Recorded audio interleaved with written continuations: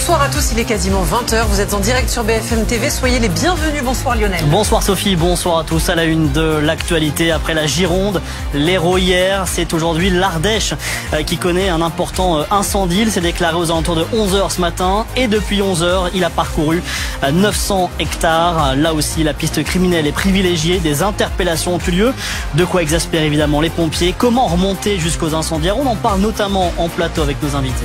Les incendies fréquents et violents cette année, conséquence des températures élevées, de la sécheresse historique. Ce mois de juillet est le plus sec jamais enregistré depuis le début des relevés météo. 85% de déficit pluvieux en France. Il va pleuvoir en fin de semaine, mais pas assez pour réhydrater les sols. Et puis la baisse du nombre de chômeurs se poursuit, moins vite, mais quand même, moins 0,8% au deuxième trimestre 2022. Ils sont actuellement 3 165 000 demandeurs d'emploi dans notre pays. Une satisfaction pour Olivier Dussopt, il était l'invité de BFM TV tout à l'heure. 650 pompiers sont donc mobilisés en ce moment en Ardèche. Plusieurs départs de feu ce matin, non loin d'Aubenas. Élise Phillips, vous êtes à Lussas pour BFM TV, au poste de commandement des pompiers. Quelle est la situation à l'heure où l'on se parle ?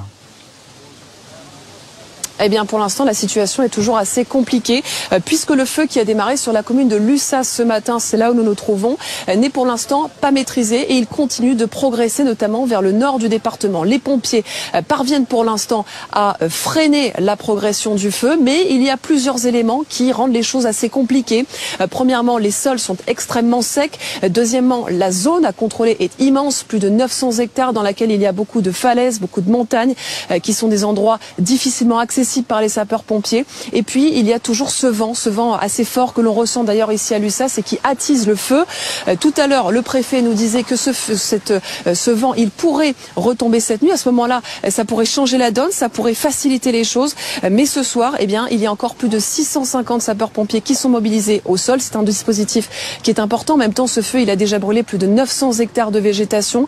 Un pompier nous disait d'ailleurs tout à l'heure que c'est l'un des feux les plus importants que l'Ardèche ait connu depuis une vingtaine d'années. Un point positif néanmoins ce soir, il n'y a pas de blessés et les habitations, elles aussi, ont été protégées. Merci beaucoup Élise Phillips en direct de Lussas avec Florian Rivet. Nous sommes en direct avec Olivier Amrad. Bonsoir, vous êtes le président du département de l'Ardèche. On vient d'entendre ce feu, bonsoir, qui continue de progresser. Où est-ce qu'on en est en termes des évacuations? C'est qu'il y a déjà 2 usines qui ont été évacuées. Là aujourd'hui, j'ai raccroché il y a 5 minutes avec le maire de Vaugué et les autres maires alentours. On est à peu près à 150 évacuations sur le site de Vaugué. C'est le feu qui progresse depuis ce matin. À peu près aussi 900 hectares de consumés.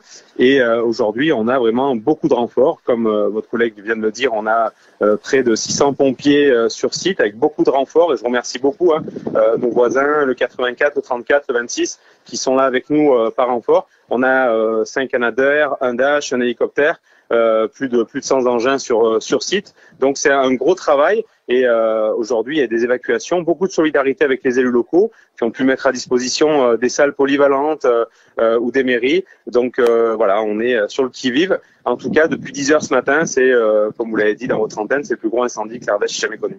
Il y a une inquiétude particulière pour... on parle beaucoup de Vaugué ce soir. Est-ce qu'il y a une inquiétude particulière pour ce village-là ?